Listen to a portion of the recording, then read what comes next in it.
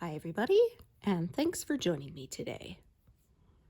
I am working at the bottom of the pass again, working on what I think are flowers at the very bottom, kind of out of focus, or kind of a soft focus. At least that's what I'm calling them. I made some pretty good progress since last time. In fact, I'm pretty close to being at 10,000 stitches remaining in like 12 more stitches worth. In fact, if I'd realized how close I was when I stopped stitching last time, I probably would have stitched enough to take me over that milestone, but oh well. We will roll over it today. So that will be exciting. Like I said, 298,000 or 97% completed is the goal, or estimate, I guess. And on track to make that. Yay! Oh, I apologize in advance. I am probably going to yawn a lot. It has been quite a week. I'm still adjusting to the stupid time change. It's the spring ahead one, so it's the worst one. I don't like either change, but this one's definitely the worst one. I said I'm extra tired because I can't fall asleep earlier and then have to get up that hour earlier, so it's like, ugh, it kills you on both ends. Oh, it takes some people a few days, but for me, I feel like it takes a month to really adjust. And like I said in a previous video, British Columbia is not going to do it anymore. They did one final shift and they're going to leave it there. And I would really love it if Alberta would follow suit. Saskatchewan already doesn't do the time change. So I would really like it if we could. And I've often said, I don't like, people say, you don't want all year standard time. It's more depressing in the winter. And I'm like, I don't care which one we pick, just pick one. And let's quit messing with it. I like my routine. I don't like it being interrupted.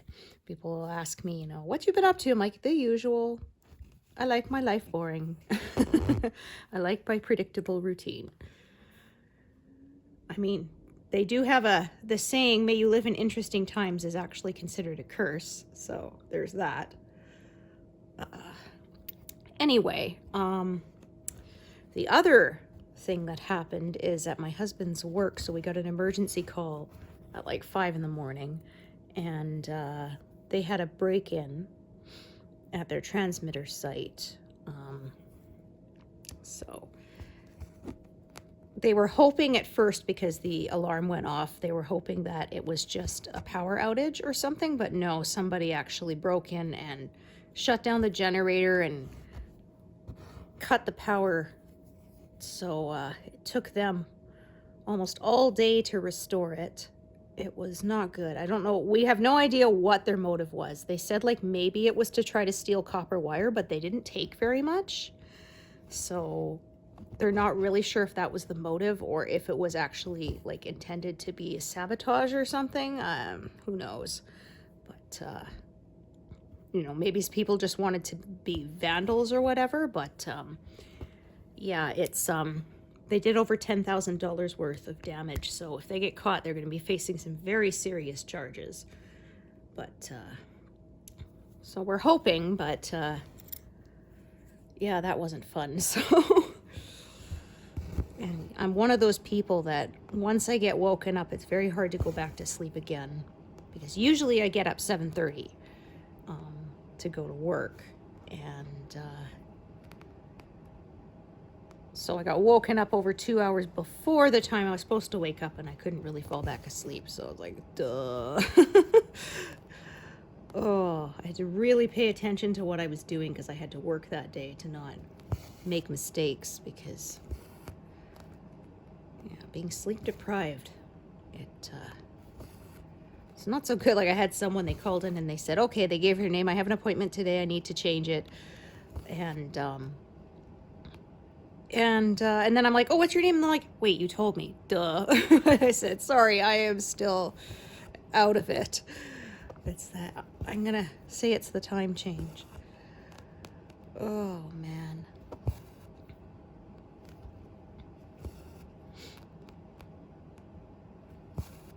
But, yeah, there was that, so... Yeah, my husband is sort of almost always the one on call, so we always get those calls. And he usually, like, he'll get up, take the phone out of the bedroom and go talk to them. But usually just the phone ringing is enough that I'm awake by then. So, hoping to catch up a bit on sleep on my days off. I'm not really someone who can nap during the day generally because it will throw off my nighttime sleep.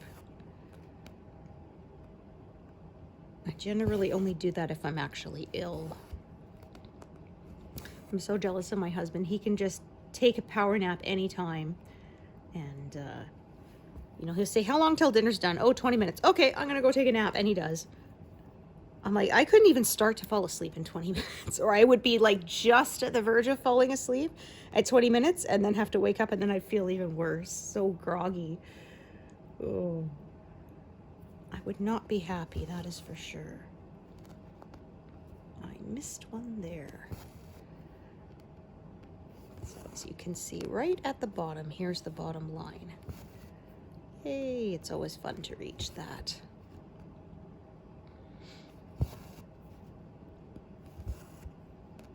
Yeah, other than that, not much new. I went to see my acupuncturist again.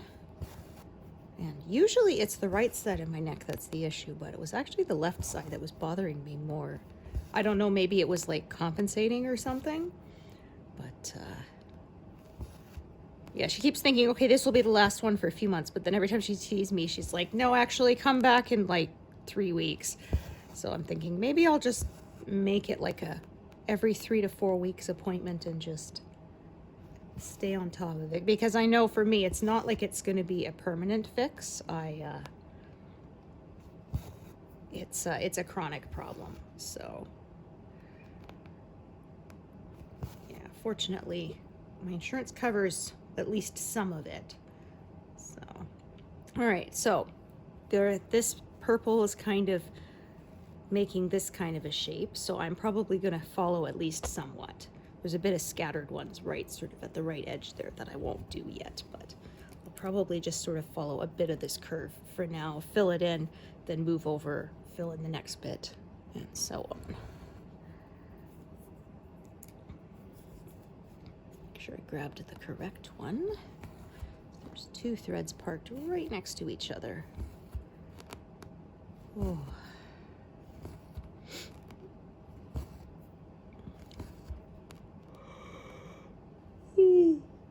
Goodness me. Oh, there we go. Oh man, yeah, I am not great. One thing I have found that has helped is I don't snooze my alarm anymore. I read an article saying that that's actually more disruptive to your rest, and you should just set it to the latest sort of that you have to go to get up, and then just get up. And so I started doing that, and I did notice it was a bit different, a bit better. It's really hard at first to drag yourself out, but I find that sort of getting up and getting going right away has helped me feel not quite as out of it on those mornings. Okay, let me see. My tray is full of purples right now. Purples and pinks and a couple blues. I thought I wasn't going to get any zeros, but actually there was this one leaf that's sort of in the middle of this pass. When I did it, I actually got about 4 zeros there, because I guess that's sort of the last of those greens showed up right there. So that was fun. As I said, the rest of the tail of the peacock is pretty much done. There's only sort of a bit of the like burgundy color left, because it's just like sort of the very tips of his tail feathers are left. So all the eyes, the eye motifs are complete, which were my favorite parts to stitch.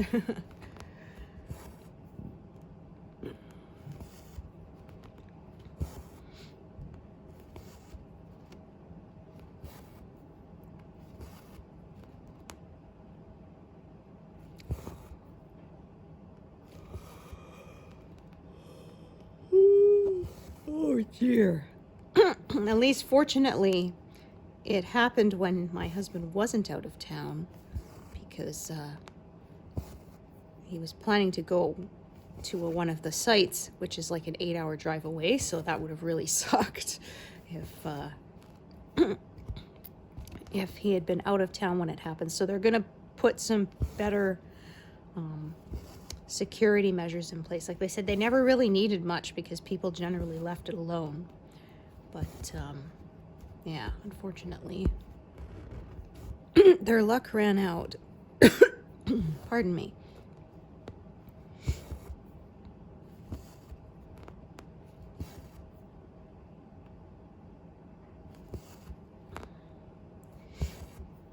Well, they were a little worried too, because a lot of power runs through those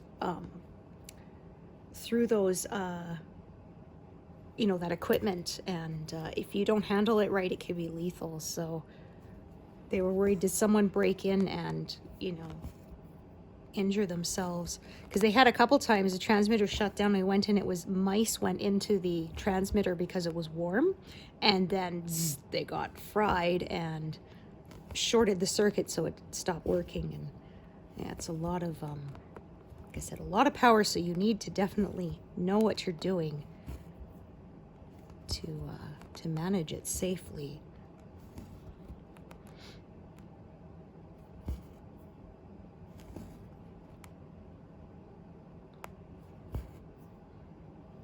Yeah, my husband had to take some specialized safety training for that, because yeah, you don't get to make mistakes when handling that kind of stuff. You do, it's game over.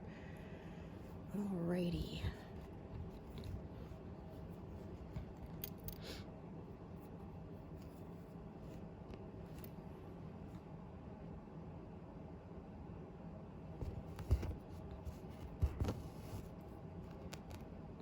I'm gonna cross these as I go, since it's a pretty skinny run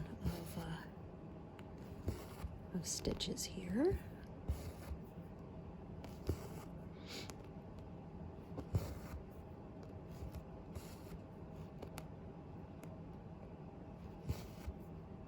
Oh yeah, so I didn't even notice. I said I was pretty close to being there, less than 10,000 stitches remaining, and I blasted right past that without even noticing when it happened, which was pretty early on, because like I said, it was only 18 stitches away.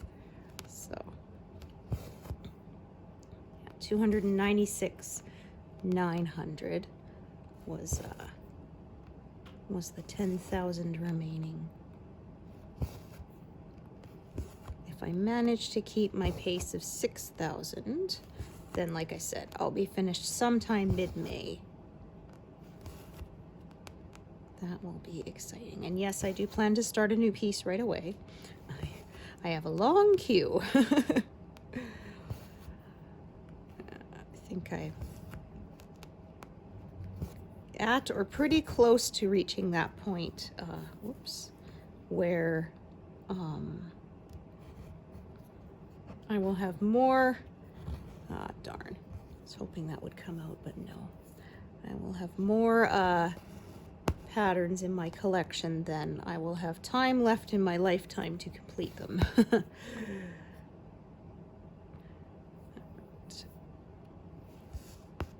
this knot is pretty tiny, so.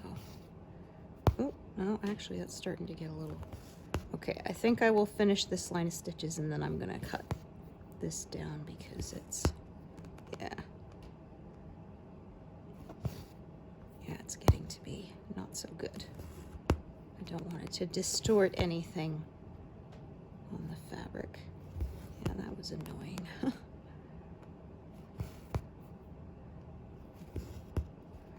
Just gonna pin stitch it up here in this second to the last box, if it will go through. Yep.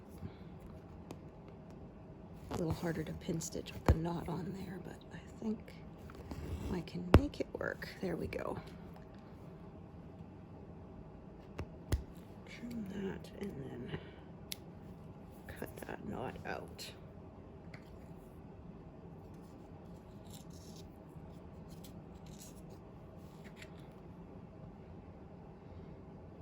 So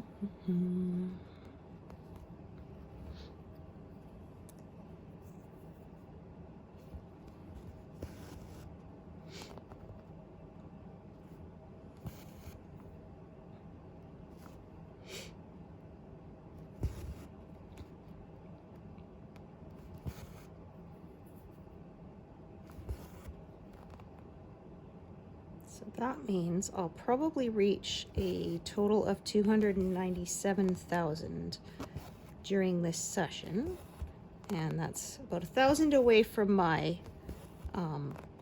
monthly estimate. So I may go past that because I've been making good progress. We will see. Yeah, who knows? I may finish in April. That would be nice, but I'm not going to bet on it because I don't want to stress myself out and make it a goal. And then I won't enjoy it. And I stitch for the joy of it. Okay, do this from the top.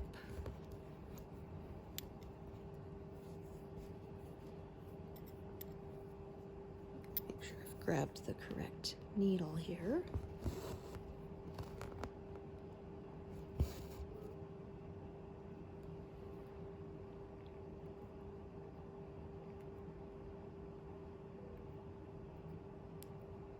And unfortunately is a chilly one today. We've had a few warm days this month, but it is definitely not spring for us yet.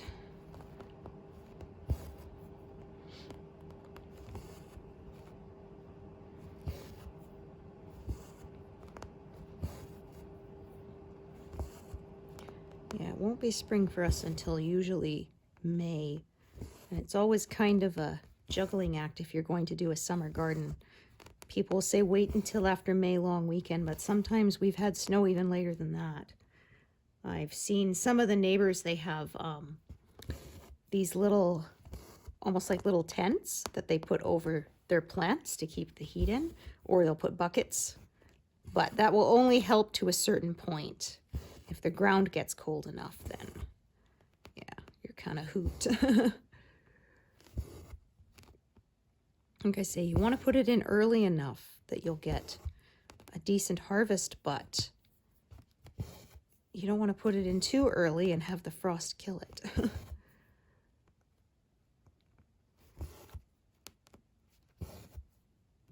Yeah, I'm not good at gardening. My dad's good at it, but not me. We have the apple trees, but they really don't require basically any upkeep. A little bit of pruning, but that's about it. Other than that, they're pretty much on their own. They're Goodland apple trees. They were specifically bred for the cold Canadian winters. The original tree that was original to this house is dying. There's about a third of it left. Over time, pieces of it have broken off because the trunk is rotted through. And but the part that's left is still flowering. It's still producing apples. They're smaller. They're not as good as my new tree, which gives like nice baseball-sized apples. But it's still producing, so we're not gonna cut it down and get rid of it entirely until that's done. Fortunately, the new tree has established itself quite well. I was a little worried it was never going to produce fruit because it took 7 years, and the tag said 3 to 5 because it was a seedling or whatever. Like when we bought it, it was about already 2 feet tall, and but they do say in that first 3 to 5 years, you actually shouldn't let it produce fruit. So if it tries to, you're supposed to pinch them and remove them, so that it can sort of put all its energy into developing its root systems. But we didn't even have to do that because, yeah, it didn't flower. It just kept sort of growing bigger, taller, and the trunk kept getting thicker, but that was it. And then when it decided to produce fruit, it just went all out. I was quite, I thought, oh, the first couple of years, you know, it'll be a small harvest. Nope, it was already, it was like a switch flipped. In one year there was nothing, and the next year there was about half my apples came from that tree.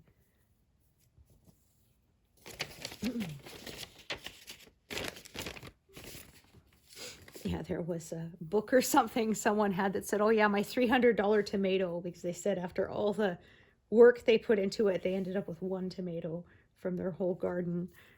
Tomatoes are work. They're very touchy.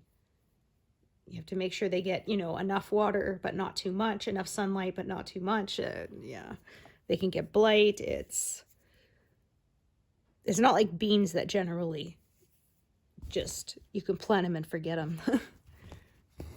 That was always my favorite part. My dad would plant green beans. And sometimes we go into the garden during the day and just eat them straight off the vine. They were so good. It was funny because my husband said his mom liked to grow a summer garden when he was a kid.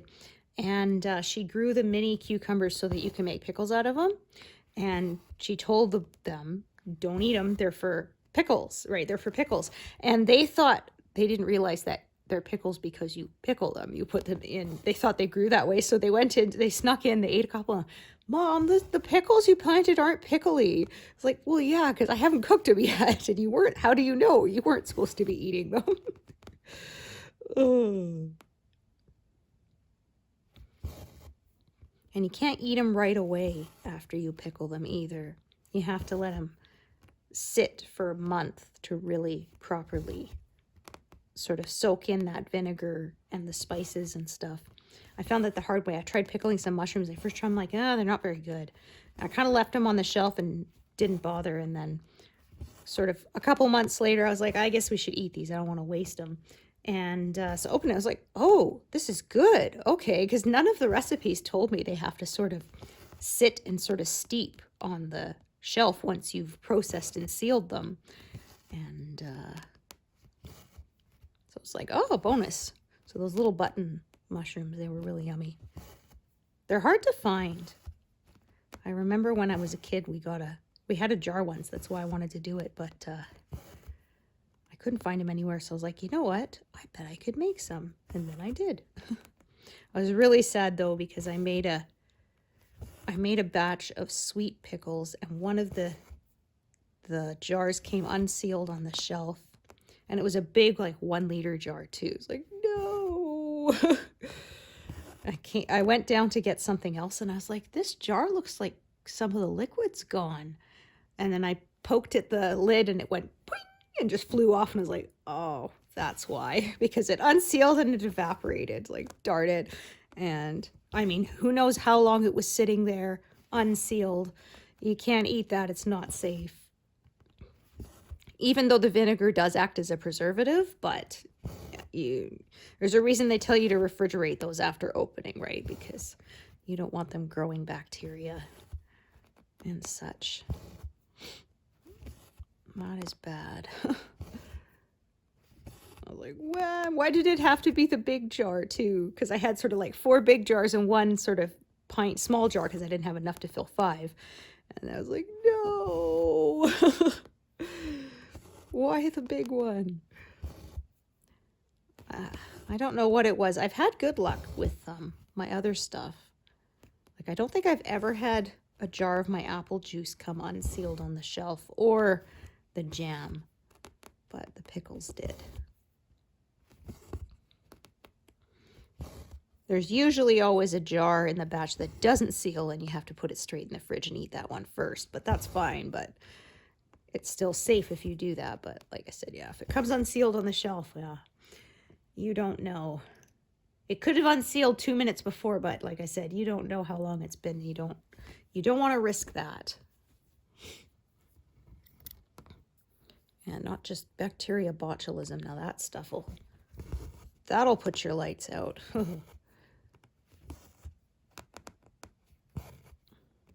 You can't always detect it by smell or anything either. It doesn't take very many spores to be to be lethal, so you don't want to mess around with it.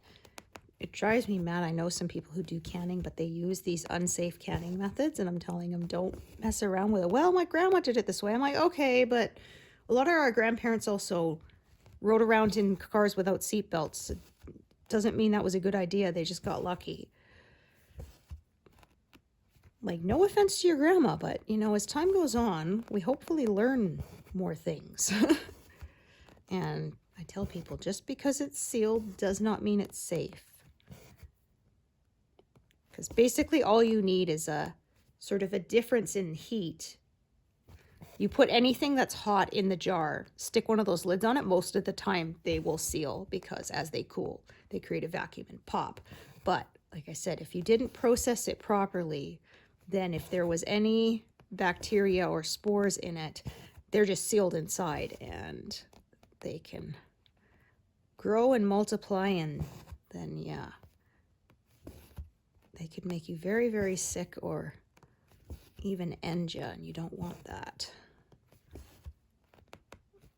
I remember there was a trend going around for a while. They called it solar canning, and they stuck it in the sun. And then I think it only lasted like 1 year before the canning companies were like, do not do this. You cannot guarantee that it comes to a safe temperature. I mean, maybe it really is hot enough to, you know, the proverbial fry an egg on the sidewalk, and maybe it would get it hot enough to actually be safe, but you can't be sure. You have to use controlled conditions where you bring it to a proper boil and boil it for the amount of proper time. Yeah, it depends whether you're at sea level or not. The higher you are above sea level, the longer you have to process stuff.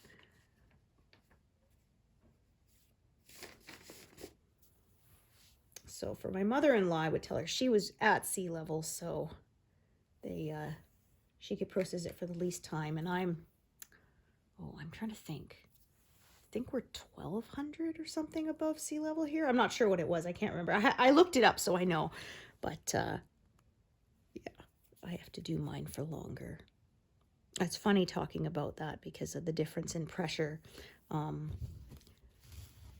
Because when we would go to BC to visit family, we'd go over the Coquihalla Highway, which is quite high up. And at a restaurant we'd been at during the trip, they had those little, little coin machines. And so our son got this little rubber duck that when you squeezed it, it was like a squishy one. And when you squeezed it, its eyes would sort of pop out, go back in its head, like the cartoons, right? Auga!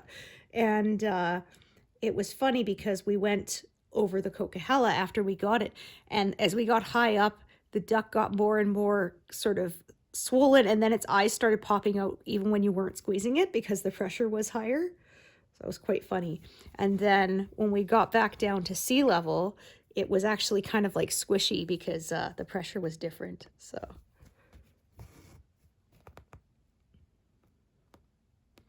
that's why you have to process things at, like I said, different amounts of time, because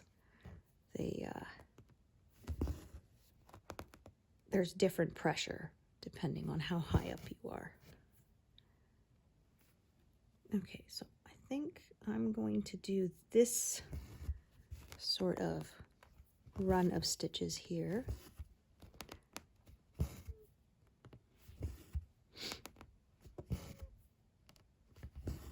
So it was funny, my son never gave that duck a name. He called it the Auga duck. It was like 6 or 7 when we got it. Yeah, it was funny. I'm not sure where it went. But it's probably still in the house somewhere.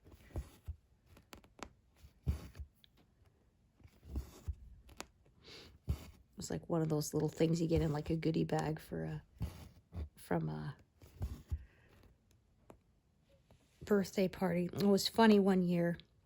We had a birthday party, and of course, so I gave out the goodie bags, and we had those blowout toys, right, where they're rolled up and you blow them out, but they don't make a sound, right? The ones that you usually see on like New Year's and stuff, right? And one of my nephews, he was blowing, and then he said, "Mom, why doesn't this make a sound?" And she said, "Oh, because Auntie Gemma is taking you know, is being compassionate to the adults. She's taking pity on the grown-ups because yeah, they had, I think, was it 4 or 5 kids at that time? So you could imagine the drive home with 5 of those going off would not be fun. Ugh.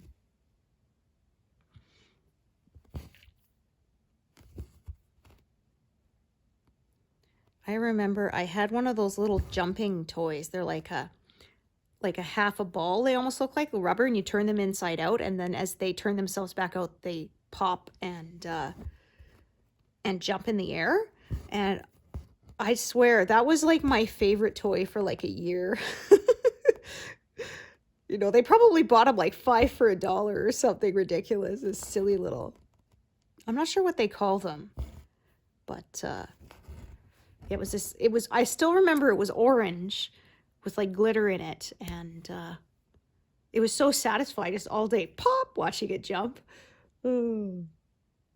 As you can tell, my parents didn't let us have video games, so I had to find some way of amusing myself. If you put it on your arm, it would leave a welt too. They snapped quite hard. So we learned pretty quickly you put it on a flat surface, not on your arm, because yeah, that gets uncomfortable.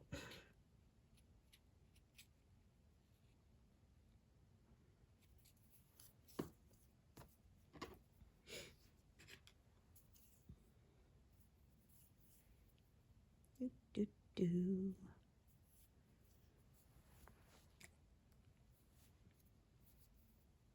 Oh, look at that. I'm going to roll over to 297,000 pretty soon.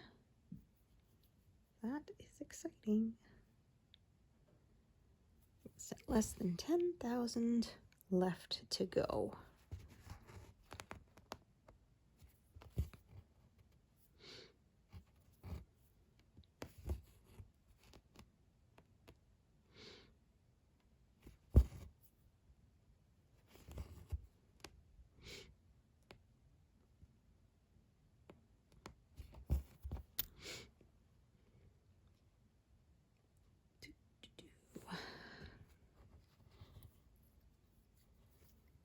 Color is coming close to an end, but not yet. See, I got 23 left, but they're not all in this area, so no 0 yet for this one.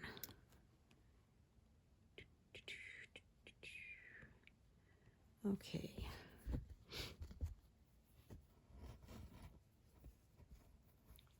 That would be the wrong strand, yep. I went, no, the grid lines don't match. Something is not right. So this technically does kind of close in that stitch above it, but that's fine. I'm not really that worried about it for now. It's not on all 4 sides, so that is sort of my biggest guideline that I try not to break. Yeah, when they're not connected on one side and I start making gaps, I start making mistakes.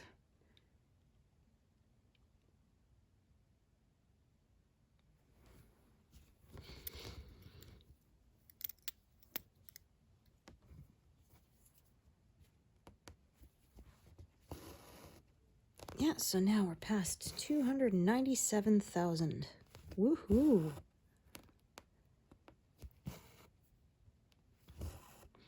I began this in approximately May of 2023. I did have the first sort of 10,000 stitches already done because it was almost all the same color in that upper left-hand corner. So I didn't do those on camera because I figured that would be pretty boring. So it's more than 3 years, but approximately, like I say, because I don't work on just one project at a time anymore, I can't give an exact timing of how much time went into it. If you use the Stitch Pal app, where you can put in your daily stitch counts and such, they do have an option to put in how many hours, what times you worked on it, so it can calculate how many hours, but I'm lazy to do that.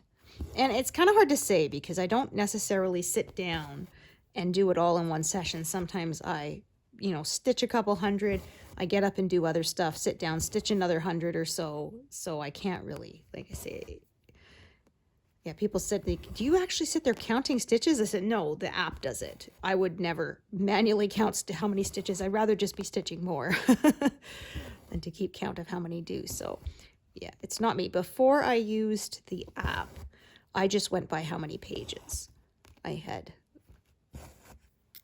done. So, but now that I stitch, that was when I stitched from paper, but now that I stitch from an app, it puts it all into one big continuous pattern, not in individual pages. So yeah, I have no idea how many pages this actually was. I would have to look at the original PDF to find out. One thing I really like too is Heaven and Earth Designs has an option for a larger chart. But if you're going to use an app, then there's no purpose to spending the extra couple of bucks to get the larger chart, because you can just zoom in as far as you like. But before, when I went on paper, I always did the large chart, and then so it was more pages, same amount of stitches spread out over more pages, so that the actual stitches were bigger. And even then, I would actually, it was made to fit on like letter size paper, or what some people call A4, and I would blow it up to another 30%, so it would be like the legal size, the 11 by 14 paper, because I liked it really big and easier to read and highlight and all that good stuff. But like I said, now that I have the app, I can just zoom in. I don't need to do that. Oh, I had one time I printed out the pattern, and it was, oh sheesh, like 80 pages or something ridiculous like that. Because I'm trying to think, I think it was the one I worked on first on this channel, which was the Soulful Mediterranean Tranquility by Artisy. And so I printed it out, and then discovered that there was something wrong with the machine I used, and it wasn't hot enough to seal the toner onto the page, so it was flaking off. And I was like, what is going on? And so I ended up actually took my husband's old snowboard iron that he used to put wax and stuff, because he didn't mind if it got messy. Didn't want to use my clothes iron for it because of all that toner, right? And I ironed on the back of all the sheets to seal it to the page so that it wouldn't flake any further, and that did work. But because all the sheets were stacked together, each one had sort of put some flakes on, so even ironing on the back, I still got some of that toner on the iron. So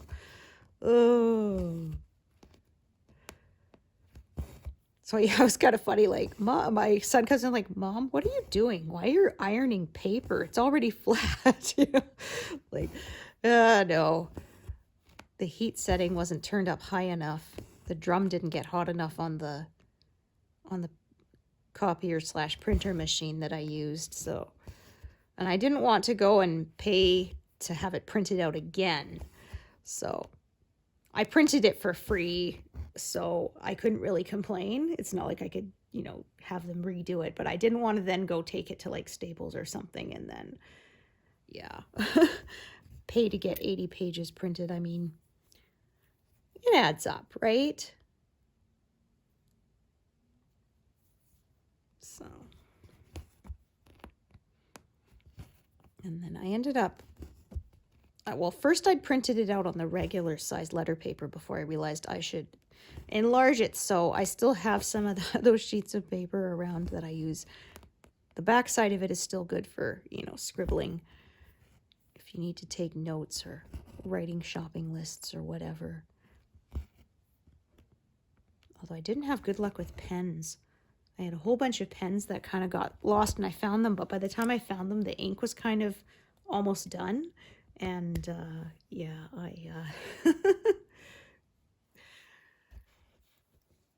I was sitting there and sort of every couple minutes, another one is dry, and throwing it in the garbage. And for a while, my husband was like, is your paper greasy? I'm like, no, it's fine. And he got me another notebook to see. And then, of course, same thing. I used the pen for like 2 minutes, and then it died. And I said, see, I told you it's the pen. Because I know how to write on paper. I've been doing it for, quite a long time now. Because yes, I do know if paper gets greasy, then you can't really, ballpoint pen is not going to write well on it. It's going to resist the ink. But, so I ended up buying some felt tip pens. But it was just the other pens had died. They were cheap, and I won't buy that brand again. Yeah, somebody had, this pen was so good, I actually used it till all the ink was gone. I'm like, wow, is that a thing? Because I always lose pens before they run out of ink. Either that or I leave them so long that they dry up and then you can't use it anyway, even though there's ink in it.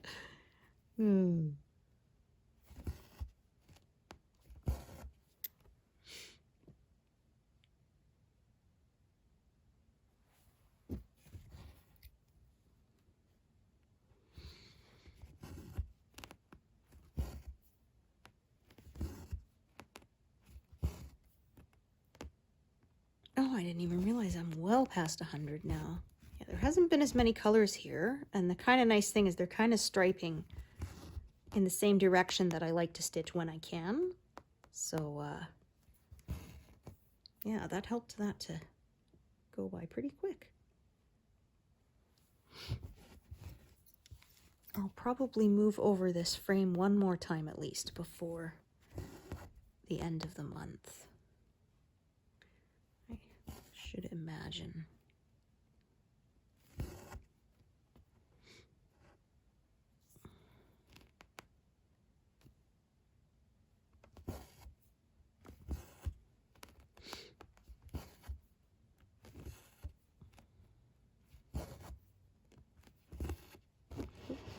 That's no good. Yeah, one of the strands went. So smooth these out. It didn't go evenly.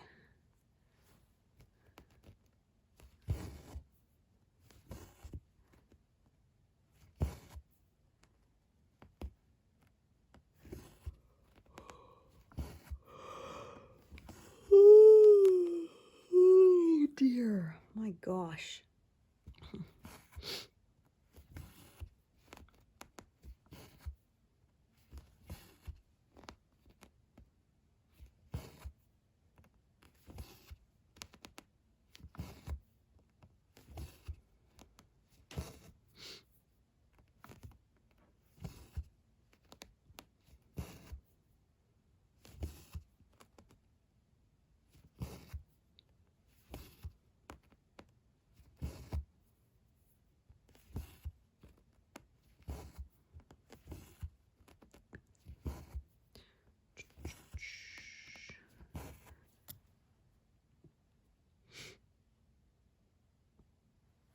Oh, that might be a 0 there. That other color I was just stitching. It might be all in this area. We will see. Yeah, I didn't think I was due for any 0s, but you never know. I haven't counted how many stitches there are left. So drawing this ends up towards the center so they don't show past the edges.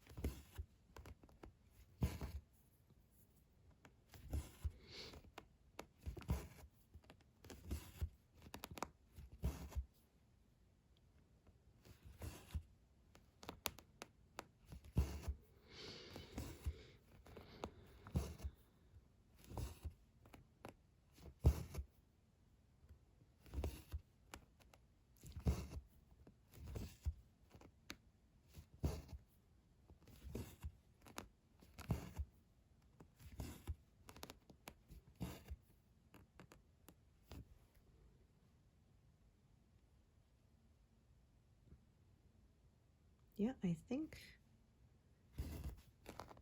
this will be a 0. soon. Yay! I haven't had one on camera for a while. I had one session where I had like 4 of them, and then I have had some zeros since, but never when I've been stitching with you all. That's always fun. I think I will need another strand though. Yeah, this one is too short for 4 more stitches after these.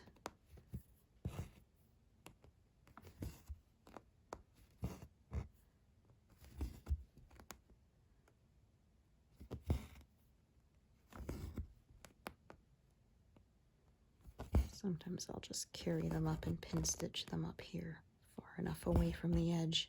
I find pin stitching a little easier and quicker, so I tend to use it the majority of the time. So yeah, 4 more. So let's do the ones that are next to it here. All right.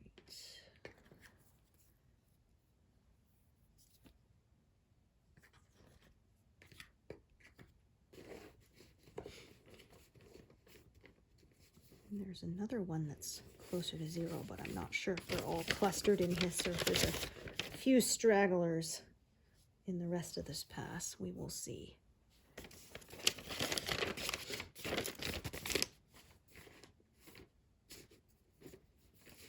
This is row 3, column 350 here. There's 550, so I got 20 more of these columns to go.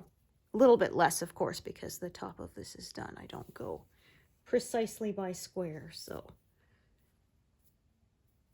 But yeah, we are getting there.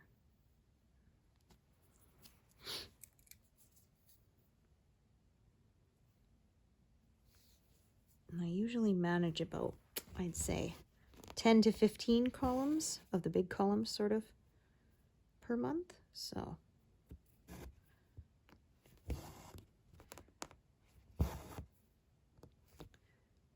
Okay, so let's do those.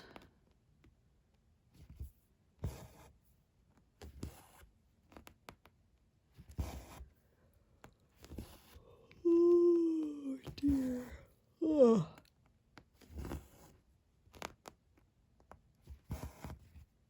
Yeah, that did not sound right. That's because these were pulled unevenly. There we go. I can feel on the back it's nice and smooth, so we're good now.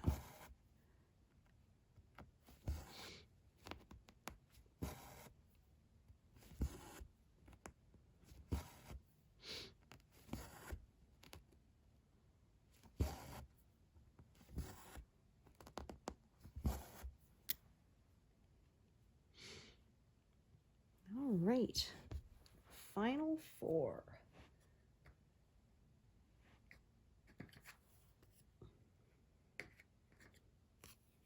It's the final countdown.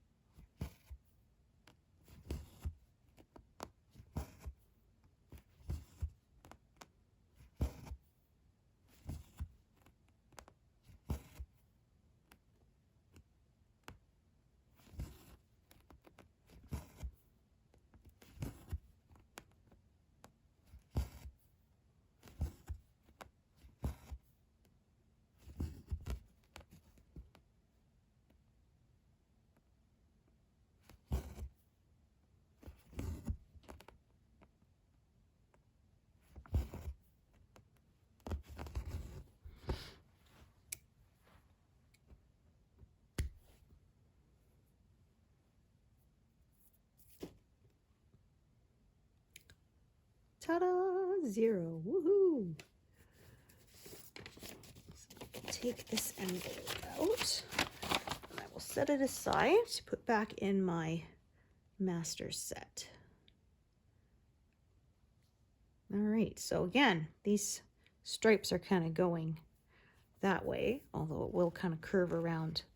There's sort of a, yeah, colors radiating out there, but we're gonna sort of divide it. We'll do this part first, and I'll fill in other parts later. But yeah, sort of come up here and fill in.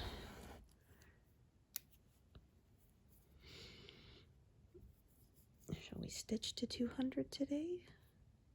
So yeah, I would say reaching 97% is about 600 or so stitches away. So that shouldn't be an issue, I don't think. I think I still have 3 sessions left.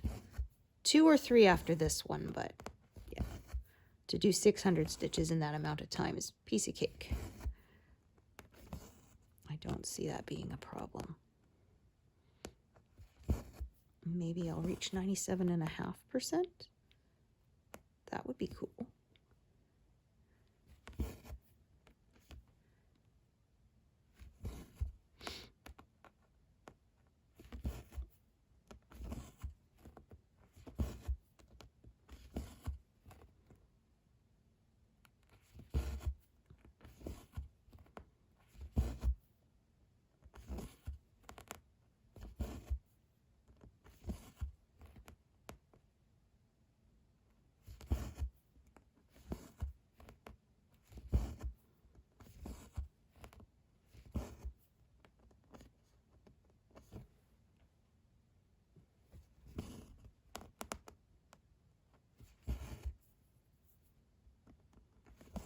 So now we're getting into sort of some blues here. So it's like pinks and purples there, and now it's going to be more like blues and purples here.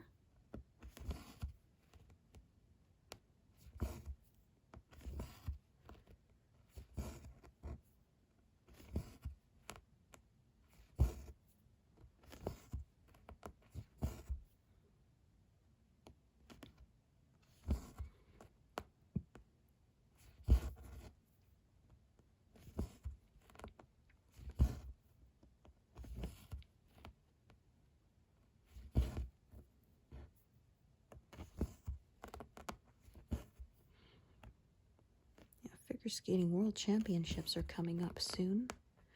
It's always interesting, the ones that are right after an Olympics, because a lot of the medalists choose not to compete in the Worlds.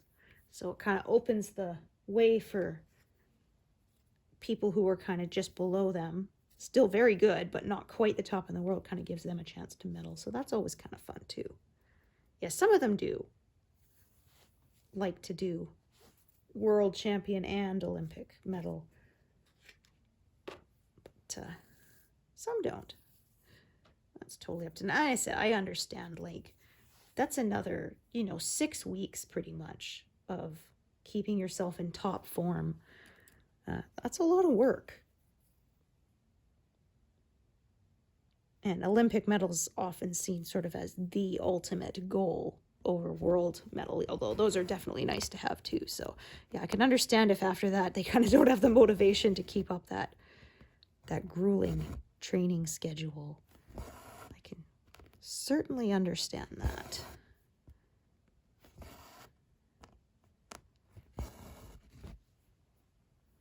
Yeah, I am definitely no athlete. I am a couch potato. When I do exercise, it's very low impact stuff like going for a walk.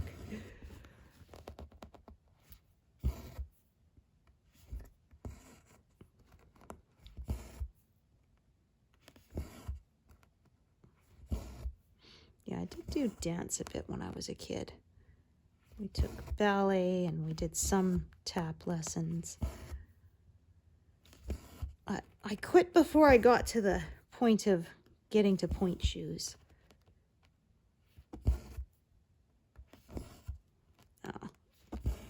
It's very hard on your feet, that is for sure.